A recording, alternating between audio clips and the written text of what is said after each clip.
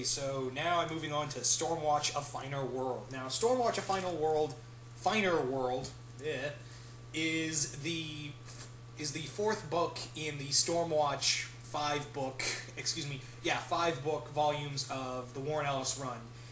And like I said, I don't have the third book or the fifth book, which is the end of Stormwatch and then leads into Authority. But anyway, StormWatch: A Finer World is the first appearance has the first appearance of Midnighter and Apollo, who are the big two characters most of you guys would know from Authority. These guys are first appearing here in a story where Stormwatch, and also, by the way, they don't have issues one.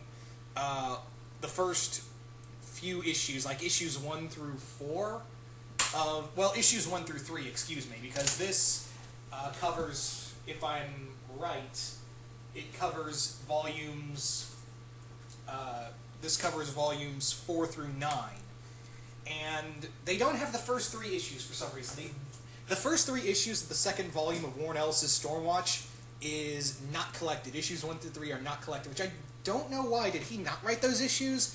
I don't know for sure. If anyone knows the real reason, please let me know in the comment box in the comments below.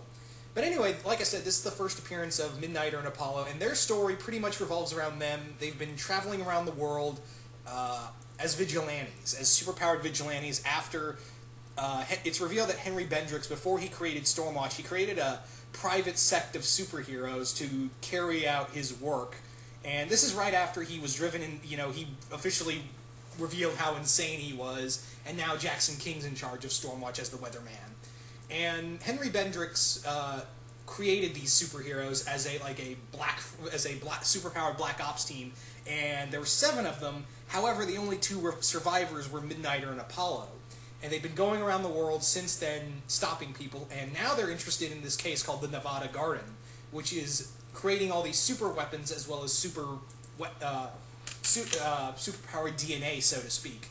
And it is interesting because they are treated. This is a 3-part story revolving around them and them becoming part of Stormwatch. It's a really good story.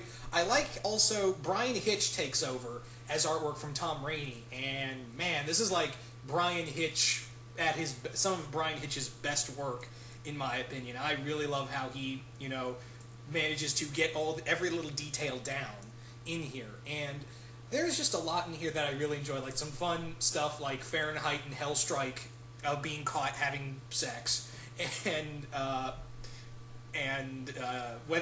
Jackson getting pissed off at him and then revealing, hey, you guys are cool, you guys can have sex all you want, just don't let it interfere with your missions.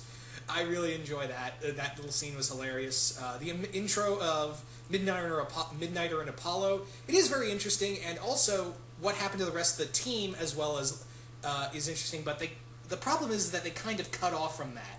I think, if I remember right, they bring it up again in the later issues, but for right now they just reveal, hey, some of the team members got killed, and then they cut away from all the other ones, because they said all of them died, but we only see 3 of the 7 die. At least that's what I saw. Maybe they set off panel, the other ones just died and we didn't see that, but hey, they just told us so regardless. Anyway, the Nevada Garden story is the best, really good, and I love how they treated Midnighter and Apollo right from the get-go. These guys are people you just don't want to fuck with, and they really established that right out of the gate. And from there, we follow into another story which revolves around a parallel universe from this thing called the Bleed. And this universe, Jack Hawksmoor is the head of Stormwatch in this alternate universe, and what's going on is his Stormwatch has every Wildstorm hero under him. He basically has control of all. There is no Wildcats or anything, and the Carrions are the big villains here, and it's just basically the story revolves around them watching the main Stormwatch universe, watching the Jack Hawksmoor universe play out. It basically plays out of the destruction, pretty much the destruction of their world, and how Winter really opposes this. And he is very pissed off when he says, we have the chance to save them. It's another world. Don't we have the obligation to help them as well? And they do kind of help, but in the end, it feels kind of fruitless. it does have like a hollow victory to it. That's the best way I could say it. It's a they win, but it's in that alternate universe, but it's a very hollow victory, if you ask me. And yeah, I really dug this story as well. I like how they played around the whole alternate universe thing without saying, we're in an alternate universe. No, they're watching an alternate universe as it's falling apart. And I love how they played around with like Roxy from Gen 13 is Jack's bodyguard, and how this Jack Hawksmoor is having surgery done to no longer need the need to stay out in cities. You know, as most of you guys know, his powers are based around cities, but the thing is, he has to stay within cities or he'll die. So all in all, these two stories were really good. I think the Finer World story, which this volume is based off of, is my favorite of the two. But I'm not saying, but I am no way saying that the alternate universe story is bad in any way either. Again, a really good volume.